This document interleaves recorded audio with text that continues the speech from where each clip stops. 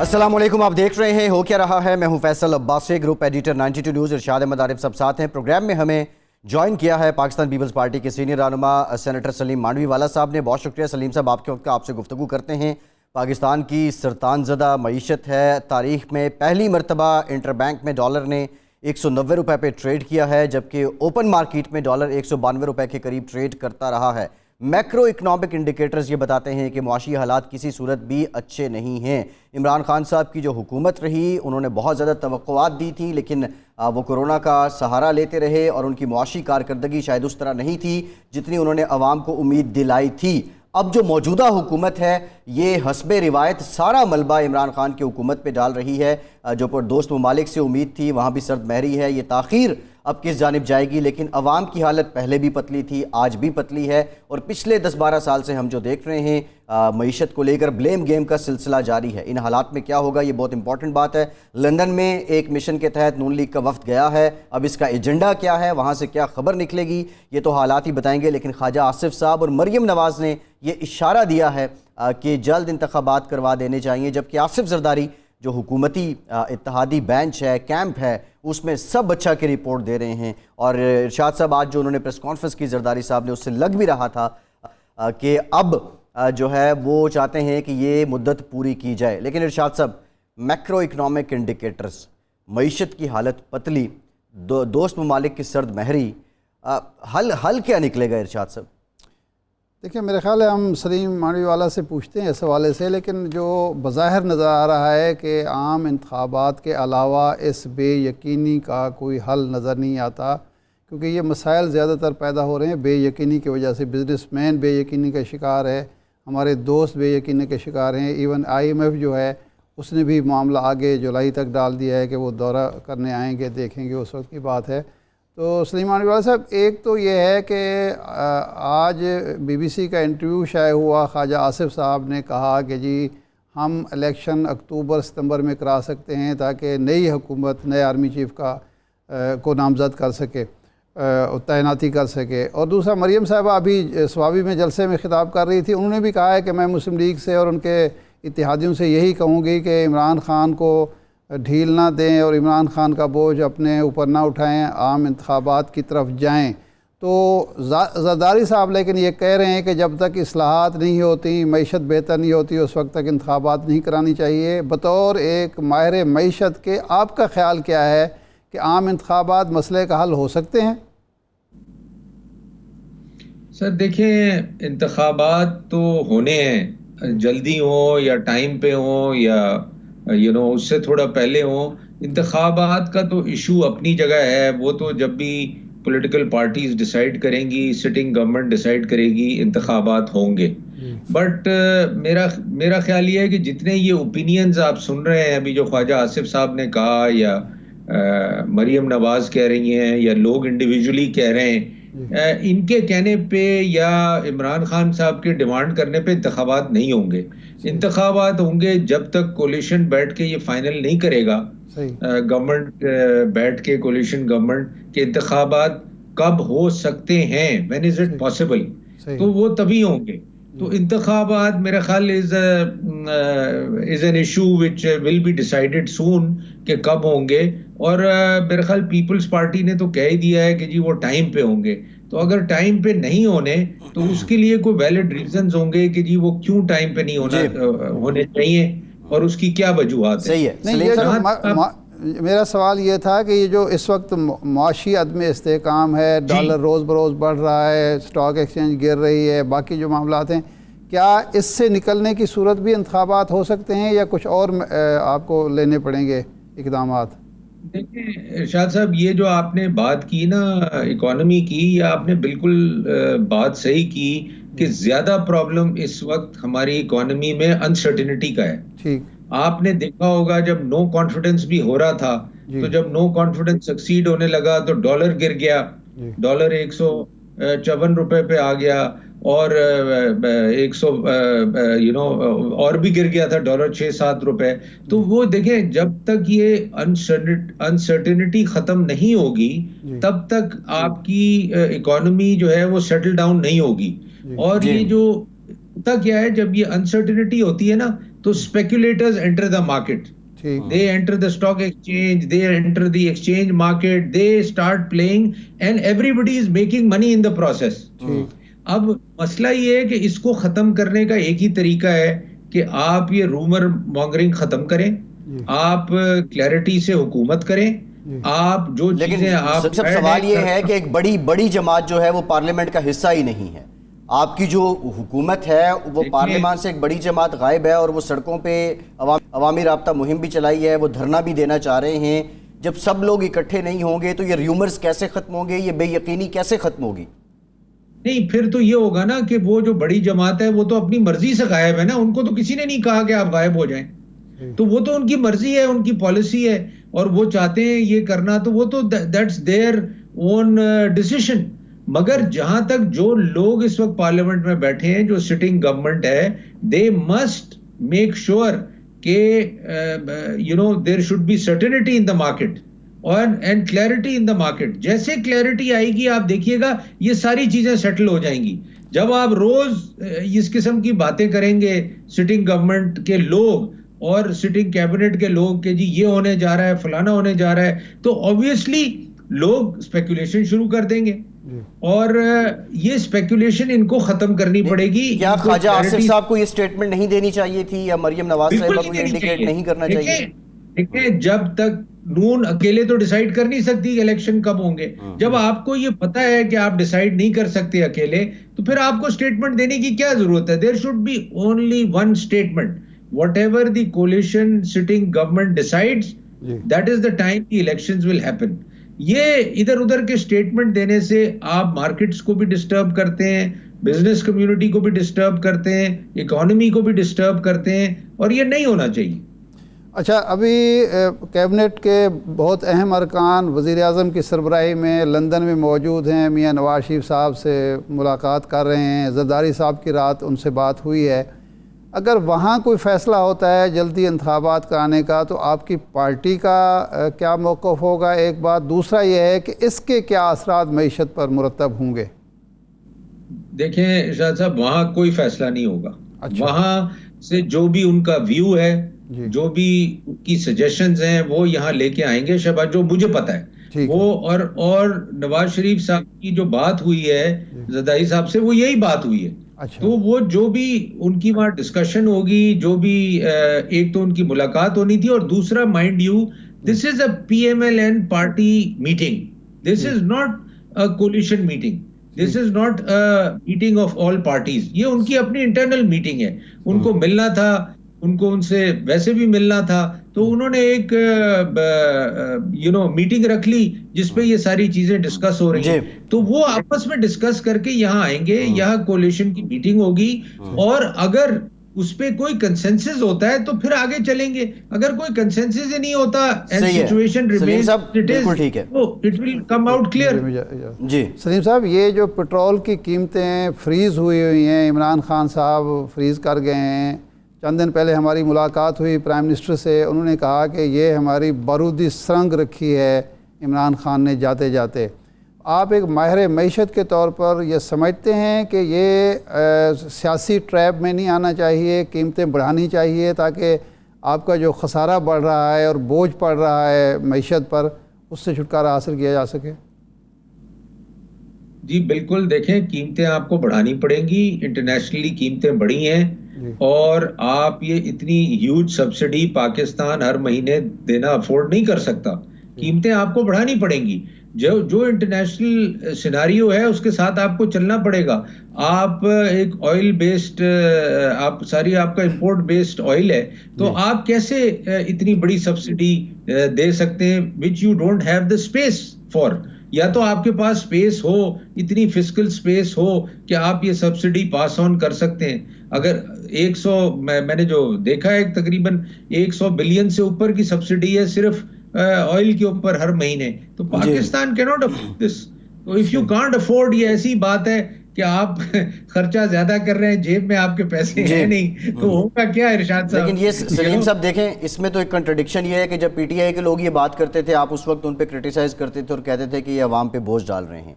अब सवाल ये है कि IMF के साथ जो मामलात चल रहे हैं उसमें अगर उनकी शराइत यही रहती हैं कि आपने सब्सिडाइज़ नहीं करना या आप उनको कोई टारगेटेड सब्सिडी का मैकेनिज़्म देते हैं, वो उसको एक्सेप्ट नहीं करते, यानी IMF अगर हमारी रिक्वेस्ट को एक्सेप्ट नहीं करता तो उसके नताइज क्या होंगे?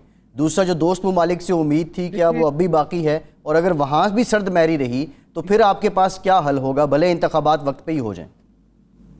देखिए, IMF वालों के साथ मुझे I am not privy to what has happened in Washington, but obviously उन्होंने एक स्टेटमेंट जो जारी किया IMF ने कि हम मई में आएंगे to further discuss with the new government.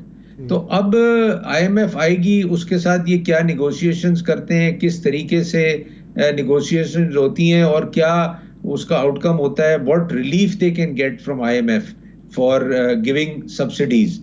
मुझे नहीं लगता कि IMF will agree to everything what Pakistan wants, but definitely शायद कुछ ना कुछ रिलीफ ये ले पाए IMF से, ताकि ये कुछ सेक्टर्स में सब्सिडी दे सकें लोगों को और इन्फ्लेशन जितना बढ़ना चाहिए उसको कुछ कंट्रोल कर सकें।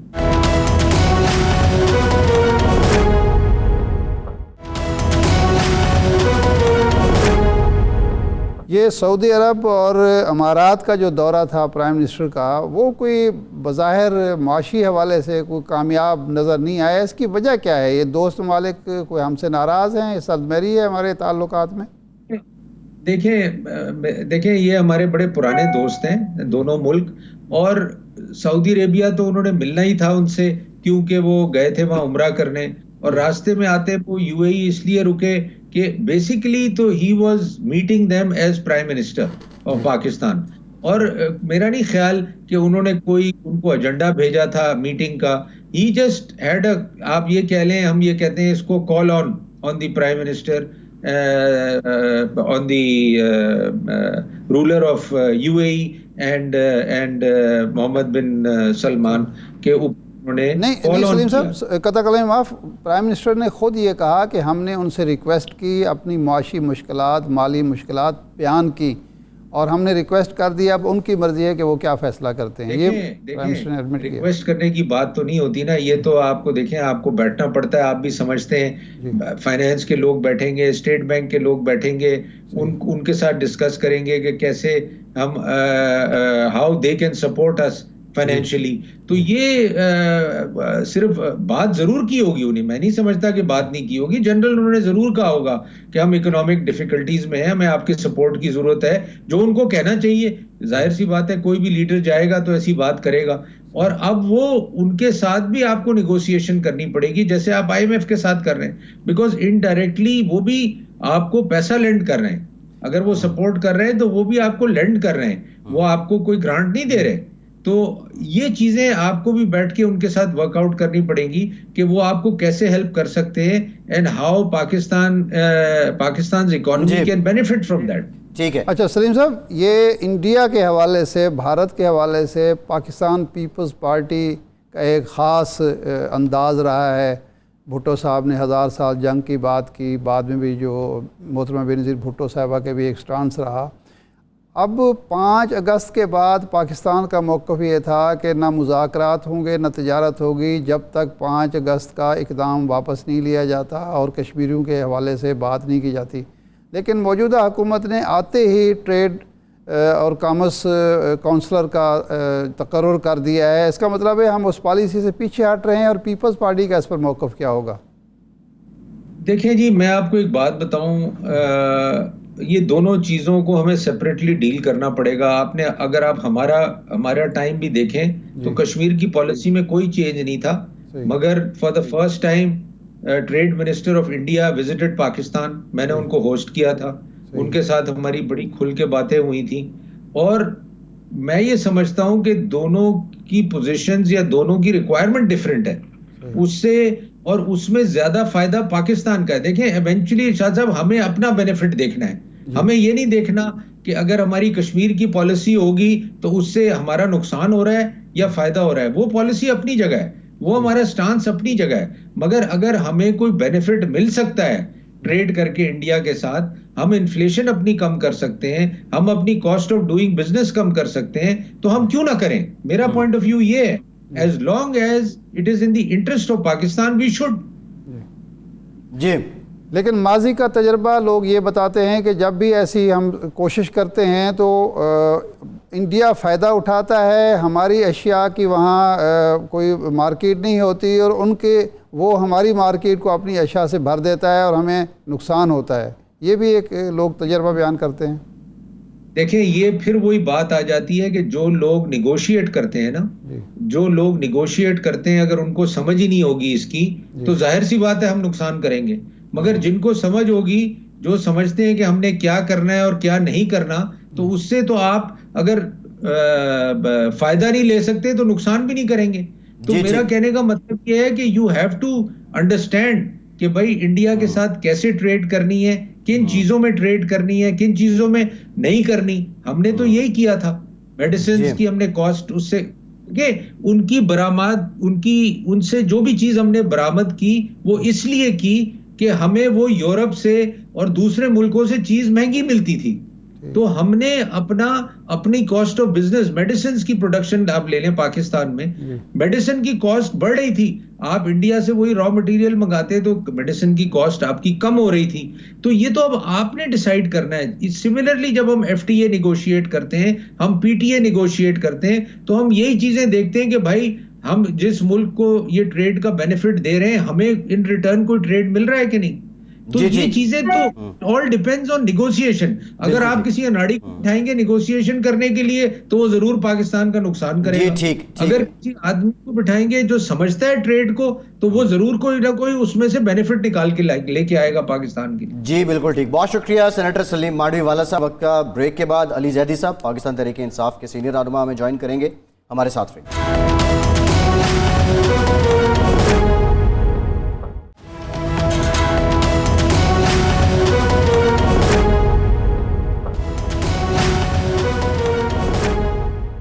ब्रेक के बाद एक बार फिर से आपको खुशामदीद कहेंगे। अली हैदर जैदी साहब हमारे साथ मौजूद हैं, पाकिस्तान तहरीक इंसाफ के सीनियर रहनुमा हैं, सदर हैं पाकिस्तान तहरीक इंसाफ सिंध के।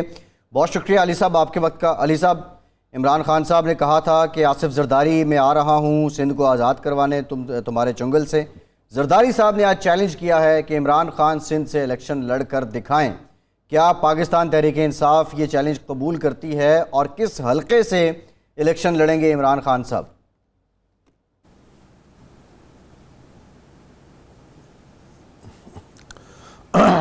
देखें, मैं पहले दूसरे सवाल का जवाब दे देता हूँ। खान साहब ने 2018 का इलेक्शन, वाहिद लीडर हैं पाकिस्तान के जिन्होंने 4 हलकों में लड़ा, 4 जगहों से लड़ा था। KPK से भी लड़ा था, पंजाब से भी लड़ा था, 2 जगह मियाँ वाली और लाहौर, और कराची से भी, और अल्हम्दुलिल्लाह सारी सीटें वो जीत गए थे। अब आ जाएँ आप जो उन्होंने फरमाया, जो शख्स पाकिस्तान की छोड़े दुनिया की किसी मस्जिद में नमाज पढ़ने से जाने से घबराता हो, ईद की नमाज इनकी और इनके पार्टनर बाहर जाके मस्जिद में नहीं पढ़ सकते, ये इनके चैलेंज कबूल करेंगे जी इलेक्शन लड़के दिखाएं। यानी कि ये तो इतने डरते हैं कि अवाम इनको कहीं ये नमाज पढ़ने जाए, वहाँ भी इनको किसी मस्जिद में अपनी मर्जी की चले जाएँ, चले सिंध की किसी मस्जिद में चले जाएँ, अपनी मर्जी से चले जाएँ, बगैर गार्डों के जैसे एक आम आदमी जाता है। और अब मैं यही चैलेंज चले, मैं इनको चैलेंज देता हूँ, यही चैलेंज इमरान खान कबूल कर लेंगे बगैर चले जाए किसी भी मस्जिद में पाकिस्तान की। देखें, जो नमाज नहीं पढ़ सकता वो इनकी फजूल की चैलेंजेस लेने का क्या, वो जहाँ से मर्जी लड़ेंगे इंशाल्लाह, वो हम आपको बताएंगे। हमारे पास एक प्लान है। और मैं आपको ये भी बता दूं कि ये आखिरी हुकूमत थी आसिफ जरदारी की माफिया की सूबा सिंध में, क्योंकि इंशाल्लाह अगली हुकूमत सूबा सिंध में तहरीक इंसाफ बनाएगी। अली भाई, आपने एक ट्वीट किया कि कुछ लोग आपको हरासा करने के लिए या गिरफ्तार करने के लिए मशकूक लोग आए आपके घर के इर्द गिर्द, तो ये कौन लोग हैं, क्यों इस तरह आपको तंग किया जा रहा है? मुझे नहीं पता जी। मैं तो कल जब रात घर गया हूँ तो वो जो गेट पे सिक्योरिटी गार्ड था उसने कहा सर बात करनी है। मैं कहा जी। उसने कहा सर कुछ यहाँ पे एक साहब आते हैं, कल भी आए थे और माने यानी के परसों भी आए थे और कल भी आए थे जी। और सादे कपड़ों में हैं, मोटरसाइकिल पे हैं जिसमें नंबर प्लेट सिंध पुलिस लिखा हुआ है, और वो आके फरमा रहे हैं कि जी स्पेशल ब्रांच से हूँ, साहब किस वक्त आते हैं, किस वक्त जाते हैं, कहाँ जाते हैं। ये कोई छुपी हुई चीज़ें तो नहीं है आज की दुनिया में। ये दखियानूसी तरीका कार जो है, ये तो सिर्फ प्रेशर डालने के लिए कि जी वो मुझे बता देगा। मैं तो किसी प्रेशर में नहीं आने वाला। कभी मैंने किसी का ना किसी का हक मारा है, ना कभी मेरे वालिद मरूम कहते थे कभी हराम नहीं खाना, ना अपनी औलाद को खिलाना, ना माँ बाप को खिलाना। तो मैं घर का कमाने वाला फर्द हूँ, मेरी बीवी बच्चे मेरी वालदा, तो मुझे तो डर किसी का नहीं है। तो अगर ये आके ऐसे डराने लगे, कोशिश करें, तो मुझे इससे फ़र्क नहीं पड़ता। ये तो बल्कि इनका पता चलता है कि ये कमज़ोर हो गए, मतलब ये डर गए। अच्छा, ये आज एक तो बीबीसी को इंटरव्यू दिया ख्वाजा आसिफ साहब ने, उन्होंने भी इंदिया ज़ाहिर किया कि इलेक्शन हो सकते हैं सितंबर अक्टूबर में। मरियम साहिबा अभी सवावी में ख़िताब कर रही थी, उन्होंने भी कहा कि मैं मुस्लिम लीग से कहूँगी, अपनी इत्तेहादियों से कहूँगी कि जी ये इलेक्शन में लेके जाएं इमरान खान साहब को। अगर अचानक हुकूमत इलेक्शन का ऐलान कर देती है या 1-1.5 महीने के बाद ऐलान कर देती है, आपकी तैयारी क्या है तंजीमी सतह पर और पार्लिमानी पार्टी की सतह पर? जो इंतखाबा आपके उम्मीदवारों का इंतखाब है, नामजदगी है, बाकी मामलात हैं, कोई तैयारी भी है या सिर्फ ये नैरेटिव ही आप आगे बढ़ा रहे हैं?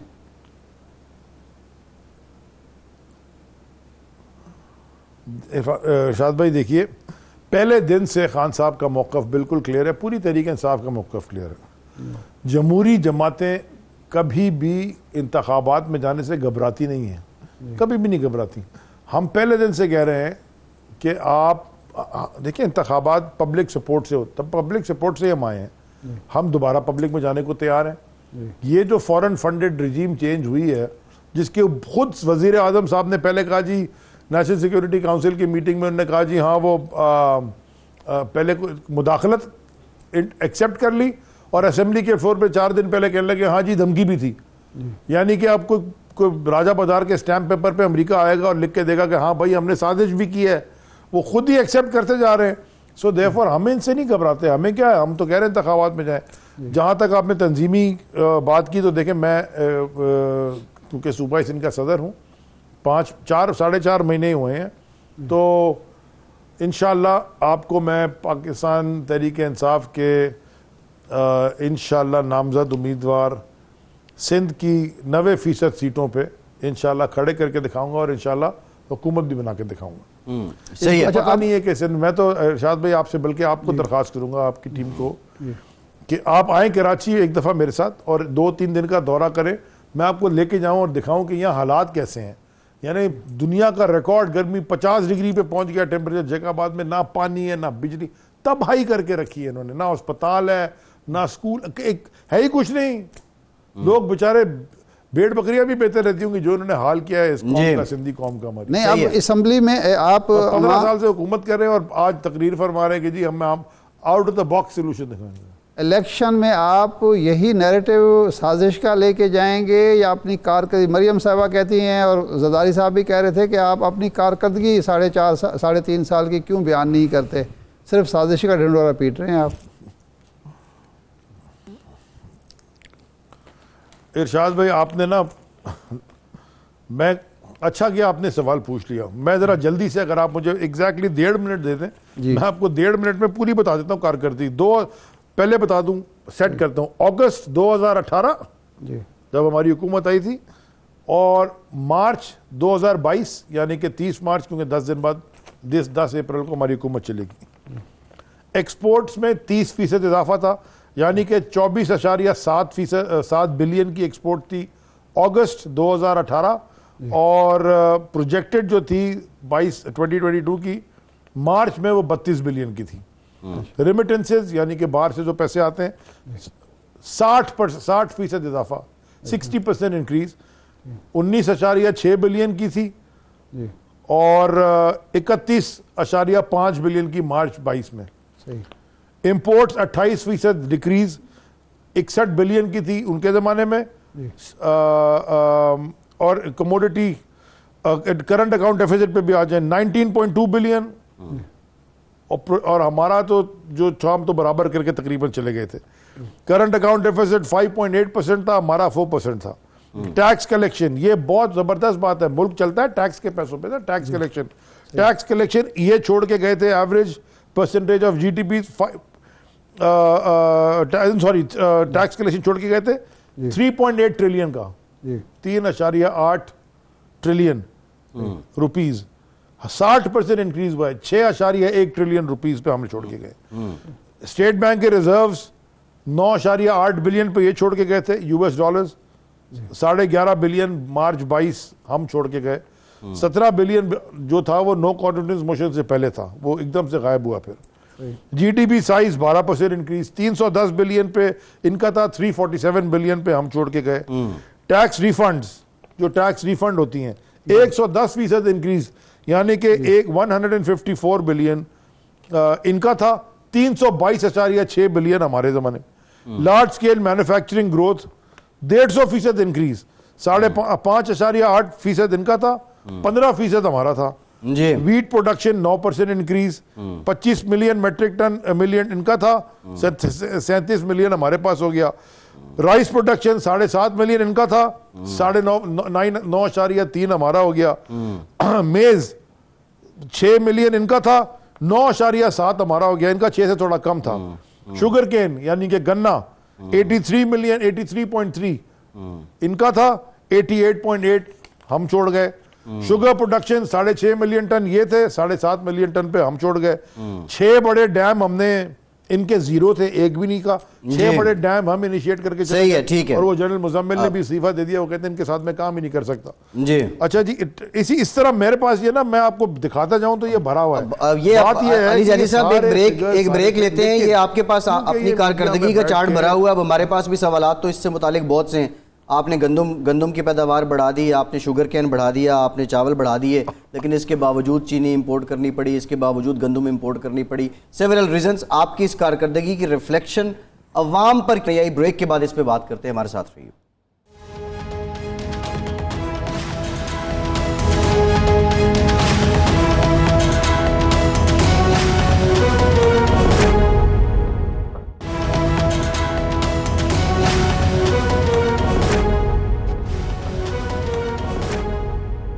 ब्रेक के बाद एक बार फिर से आपको खुशामदीद कहेंगे। अली जैदी साहब, ब्रेक से पहले आपने अपनी हुकूमत की कारकर्दगी बताई, आदाद शुमार बताए। एक लम्हे को इन सारी बातों को मुसद्दक़ा मान भी लिया जाए, लेकिन इसकी रिफ्लेक्शन जो है वो अवाम पे नज़र नहीं आ रही थी और आप उसकी तस्दीक भी करते रहे।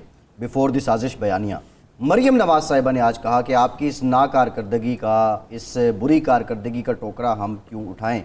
यानी वो इंडिया दे रही थी बहरहाल इलेक्शंस का, लेकिन इस सब के बावजूद आप अपनी कारकर्दगी की बेस पे अवाम में क्यों नहीं जा रहे, अपनी कारकर्दगी क्यों नहीं बता रहे कि इससे बेशतर कि आप साजिश जो है उसको ज़्यादा हाईलाइट कर रहे हैं?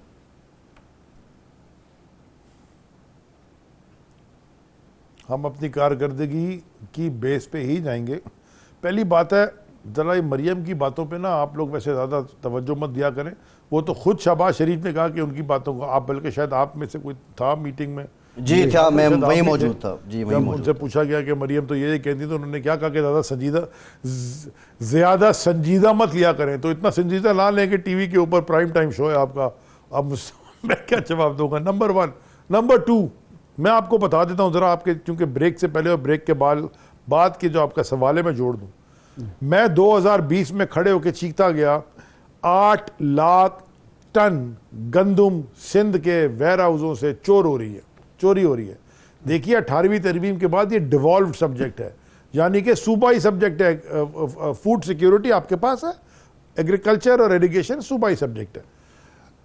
इन्होंने 8 लाख टन गंदम में चोरी कराई। मैं चीखता चला गया, पता चला जी आज से 6 महीने पहले नैब के चेयरमैन का बयान आया कि अरबों रुपए, कितने 19 अरब रुपए ये रिकवर करके सरकारी खजाने में जमा करा चुके हैं। 2 टांगों वाले चूहे जो गंदम खा गए थे, इसलिए मैं कह रहा हूँ 2 टांगों वाले चूहे, क्योंकि इनके मिनिस्टर ने खड़े होकर असेंबली के फ्लोर पे कहा कि सिंध में 8 लाख टन गंदम का। मैं इनसे पूछा गया क्या हुआ, तो उन्होंने कहा चूहे खा गए।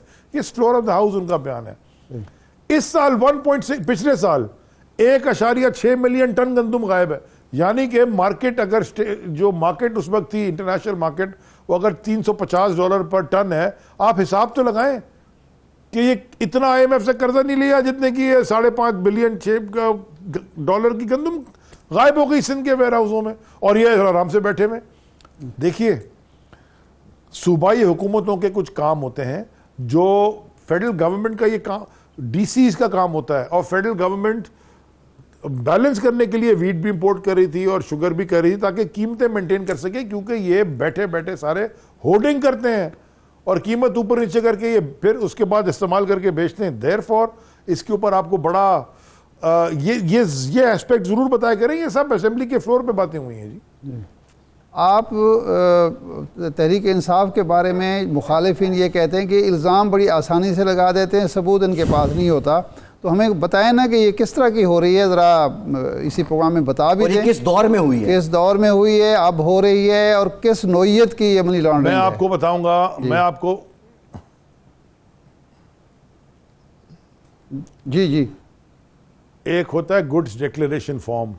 अच्छा। गुड्स डिक्लेरेशन फॉर्म जब लिया जाता है एक्सपोर्ट करने के लिए, उसके महीने भर के बाद आपको उस गुड्स डिक्लेरेशन फॉर्म पे एक्सपोर्ट करनी होती है। अच्छा। इन्होंने 4-4 साल बाद गुड्स डिक्लेरेशन फॉर्म पे एक्सपोर्ट किया। और एक्सपोर्ट क्या किया? खाने पीने की अशिया, यानी कि खाने पीने की अशिया पेरिशेबल आइटम है। ये टॉफ़ी, स्वीट, पता नहीं बिस्किट और चिप्स, जो ये कैंडी अफगानिस्तान भेजते आए हैं। इतने अफगानिस्तान में लोग नहीं हैं जितने इन्होंने वहाँ कैंडियाँ भेज दी हैं। ये सारा का सारा मनी लॉन्ड्रिंग स्कैंडल है। और मैं इसके ऊपर एफबीआर के चेयरमैन जो भी आएंगे उनको खत भी लिखूंगा। ये नहीं, लेकिन जब ड्यूरेशन कौन सी है, ये आपके दौरे हुकूमत में होता रहा? अली ज़ैदी साहब, ये साल कौन सा है जिसमें ये हुआ?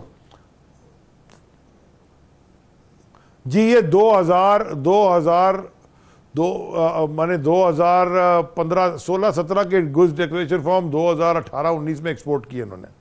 तो आपने कार्रवाई क्यों नहीं की? पकड़ा जब जाएगा तो जो कस्टम वाले इन्वॉल्व थे वो भी पकड़े जाएंगे। नहीं, आपके दौर में फिर कार्रवाई क्यों नहीं? मेरे हाथ में प्रूफ मिला, मैंने सारा डेटा निकाला। अच्छा। अच्छा, आपको पहले पता ही नहीं चला? आप जब हुकूमत में थे आपको पता ही नहीं चला, यानी एफबीआर ने बेखबर रखा? नहीं पता हो। देखिए मेरी बात सुनिए। कस्टम्स, पुलिस, एफआईए, ये इंडिपेंडेंट लॉ एनफोर्समेंट इदारे हैं। आप क्या कहते हैं कि एफआईए में हमारे दौर में करप्शन नहीं की होगी किसी ने, या हमारे दौर में पुलिस करप्ट नहीं होगी? सिस्टम्स हमने ठीक करने होते हैं। जब आप सिस्टम्स ठीक करने जाते हैं तो फिर आपको ये चीज़ें नज़र आती हैं। और जब नज़र आती हैं और ये हाईलाइट हो जाती हैं जब इतने बड़े लेवल पे, और ख़ास तौर पे पब्लिक फिगर्स की, तो फिर वो पब्लिक को बताना पड़ता है। यहाँ तो बिजनेसमैन सारा करते हैं। अंडर इन्वॉइसिंग इस मुल्क में नहीं होती। मेरी हुकूमत ने, मेरे दौरे हुकूमत में, मेरी वजारत के अंदर अगर मैं ये कहूँ कि जी करप्शन ज़ीरो हो गई तो मैं अपने आप को बेवकूफ़ बना रहा हूँ। मैं कहूँगा बड़ी करप्शन ख़त्म हो गई, मैं 100% आपको दावे से कहता हूँ, मुझे दिखा दें। हाँ, मैंने एक पकड़ी है, मैं आखिर में देखे आया हूँ। और फैसल सब्ज़वारी साहब से मैं दरख्वास्त करूँगा, उनको मैंने बताया भी है कि ज़रा मैं पूरा केस कंप्लीट करके बना के आया हूँ, क्योंकि मुझे लेट पता चला कि ये भी हो रहा है। यानी कि मैं आपको बता देता हूँ क्या हो रहा है कि झींगा जो पाकिस्तान से एक्सपोर्ट होता है, वो मैं एक मिसालन आपको बात दे रहा हूँ, वो बाज़ार से ख़रीद रहे हैं हमारे एक्सपोर्टर, समझे 1500 रुपये किलो जो हमारे माहीगीर भाई लेके आते हैं। उसके बाद उसको प्रोसेस कर रहे हैं, यानी कि उसको ड्राई कर रहे हैं, सफाई कर रहे हैं, फिर उसको डीप फ्रीज कर रहे हैं, फिर उसको पैक करके एक्सपोर्ट कर रहे हैं तो 500 रुपये में। तो आप पूछेंगे नहीं यार तुम 1500 का खरीद के इतना खर्चा करके तो 500 में क्यों एक्सपोर्ट कर रहे हो? इसलिए मैं आपको दावे से कह रहा हूँ, ये मैं दावे से कह रहा हूँ कि जो भी आपकी एक्सपोर्ट है ना वो अंडर रिपोर्टेड है। बिकॉज ये काम सब जगह होता है। अब मुल्क जो माशरा है ना वो सबसे मिलके बनता है, वो खाली इमरान खान एक नहीं, माशरा सबसे बनता है। इरशाद भाई, आपके प्रोफेशन में बहुत सारे ऐसे एंकर्स हैं जो हम पे बड़ी खुल के तनकीद करते हैं, माने कि तहरीक इंसाफ की परफॉर्मेंस पे, लेकिन हम उन पे कभी करप्शन का इल्ज़ाम नहीं लगाएंगे। लेकिन बहुत सारे ऐसे भी हैं जो करप्ट भी हैं, आपको भी पता है उनके बारे में, मुझे भी पता है उनके बारे में। तो माशरे के अंदर हर जगह पे कोई ना कोई लीकेज तो होती है। तो हुकूमतों का काम होता है कि सिस्टम ऐसे बनाए कि लीकेज ना हो। जैसे कि मैं मिसाल दूं, जब मैं वजीर बना तो जो जहाज आके बर्थिंग होता था वो बर्थिंग के जंप करते थे, यानी कि एक दिन जहाज अगर बर्थ होता है, समझे अगर गंदम का जहाज है जिसमें मैं मोटा मोटा आपको आसान अल्फाज में समझाऊं कि 50,000 टन गंदम है, तो और एक दिन में आपने 5,000 टन ऑफलोड करनी है, तो जहाज बर्थ 10 दिन पे खड़ा रहेगा ना जी। 5,000 टन आप रोज उतार रहे हैं तो 10 दिन में आपने 50,000 टन उतार दिए। और अगर 2 जहाज आगे और 3 जहाज आगे और एक ही बर्थ है, तो पहले ही होता था कि जो ज्यादा पैसे दे देना कार्गो जिसका था उसका जहाज पहले लग जाता था। हमने उसको डिजिटल नंबरिंग कर दी कि जो पहले आया वही पहले लगेगा, वरना तो मैं ये तो ऑक्शन कर दूं ना यार, एक बर्थ है जी, क्योंकि जो जहाज 10 दिन खड़ा है और $30,000 उसका लग रहा है दिन का, वो तो $3,00,000 दे देगा। आखिरी तो सवाल, हमने ये चीजें बंद की। आखिरी मैं आपको बताऊं पोर्ट कासिम में, मैं सिर्फ एक आखिरी बात इरशाद भाई, आखिरी बात मेरी सुन ले।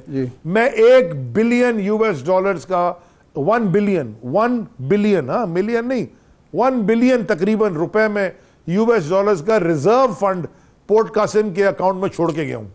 ठीक है जी, 19 तकरीबन 20 बिलियन का प्रॉफिट छोड़ के गया हूं नहीं, अगर आमने सामने किसी प्रोग्राम में आप बैठ के बात करने के लिए तैयार हैं, अगर हम उनको दावत दें?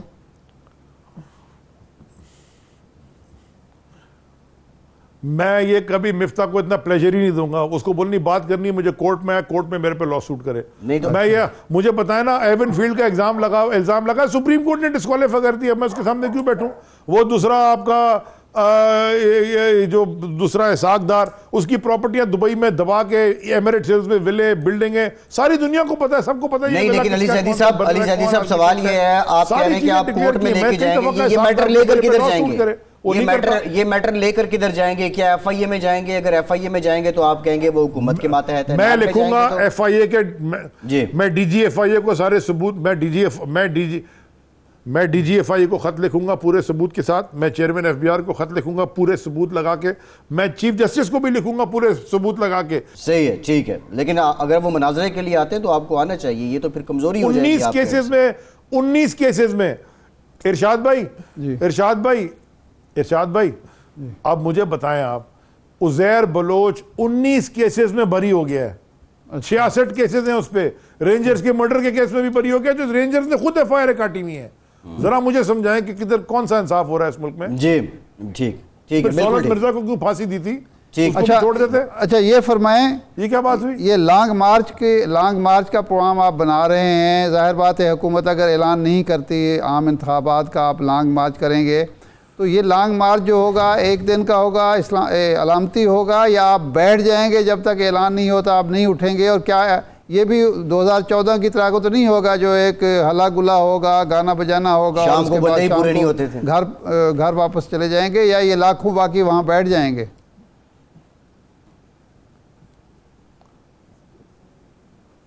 ये जवाब आपको मैं थोड़ा और लॉन्ग मार्च के करीब दूंगा। जी जी जी जी फरमाएं। ये स्ट्रैटेजी में आपको भी नहीं बताने लगा। अच्छा, सही है, ठीक है। अली जैदी साहब बहुत शुक्रिया आपके वक्त का, आप हमारे साथ मौजूद थे। इरशाद सारा मुल्क की जो हालात हैं इस वक्त सिनेरियो, लेकिन इंपॉर्टेंट बात, एक ख्वाजा आसिफ साहब की स्टेटमेंट है, फिर मरियम नवाज साहिबा ने कहा कि जो इमरान खान की कारकर्दगी का टोकरा है वो हमें और हमारे इत्तेहादियों को नहीं उठाना चाहिए और अवाम के पास भेज देना चाहिए। ये सियासी तौर पे बात हो रही है क्या, या नून लीग चाहती है कि अब इलेक्शन जो हैं वो हो जाने चाहिए? देखें, ये उस वक्त तक सियासी बात है जब तक के जो मकासद हैं इक़्तिदार में आने के, ज़रदारी साहब के और शहबाज शरीफ साहब के, और वो पूरे नहीं होते।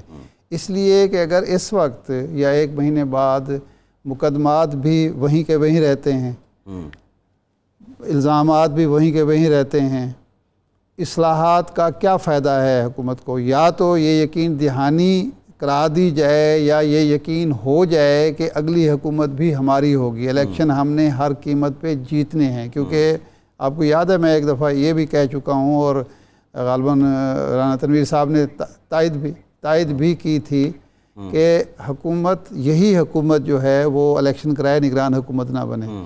अगर तो ऐसी सूरत हाल हो तो फिर तो हो सकता है कि ये जल्दी में 1-1.5 माह में करके इलेक्शन करा दें, लेकिन इन इस्लाहात के बग़ैर, मर्ज़ी की इस्लाहात के बग़ैर और सज़ाओं के ख़ात्मे के बग़ैर इलेक्शन मैं नहीं समझता कि ये जल्दी कराएंगे। लेकिन मसले का हल, मुल्क के जो मौजूदा मसाइल हैं, ख़ास तौर पर मुआशी बहरान है, उसके ख़ात्मे की वाहिद सूरत यही है कि इलेक्शन हो, लोगों को यकीन हो, हमें ख़ुद भी, आवाम को भी, बिज़नेस कम्यूनिटी को और हमारे हमसायों को, दोस्तों को भी, कि एक पायदार हुकूमत आ रही है जो 3 साल 4 साल 5 साल रहेगी, तभी इस बहरान से निकल सकते हैं। ये हालात जो आज आप डॉलर देखें, स्टॉक मार्केट देखें, इन हालात में ये हुकूमत अगर इंटरिम गवर्नमेंट के हाथ ये इकॉनमी देगी, वो कर लेगी। इंटरिम गवर्नमेंट के बारे में लोगों को पता होगा कि ये 3 महीने के लिए आई है या 60 दिन के लिए आई है। इनके बारे में तो ये पता नहीं कितने दिन के लिए आए हुए। ये बेयकीनी जो है ये मसाइल पैदा कर रही है। साहब, आज जो मिफ्ता इस्माइल, उनके लिए हमारा प्लेटफॉर्म हाजिर है। अगर वो अली जैदी साहब ने जो इल्ज़ामात लगाए हैं उन पर हमारे प्रोग्राम में उसका जवाब देना चाहते हैं तो ही इज़ मोस्ट वेलकम। इरशाद साहब, प्रोग्राम का टाइम खत्म हो गया, बहुत शुक्रिया आपका, इजाज़त दीजिए।